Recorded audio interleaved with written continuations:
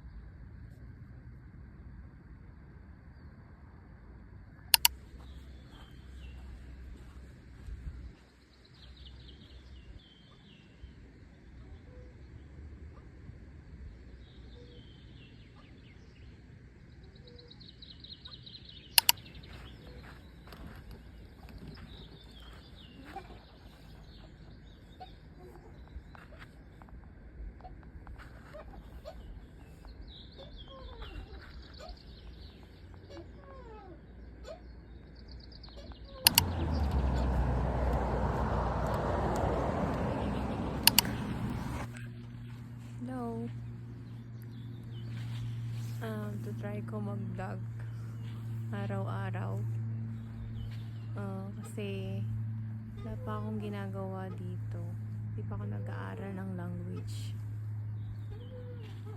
Napagdesisyonan ko kaya ang asawa ko na mag-vlog. Sabi niya with voice daw, nahihiya pa ako, kaya yung mga previous video ko may mga sounds, pero ngayon with voice ko. Kaya tingnan natin kung saan naabot tong video na to. Makakaubos ng sasabihin pala tong video, basta ini-enjoy ko lang dito kayong place. Sobrang nakakagaan, nakaka-peace of mind. Ganda oh.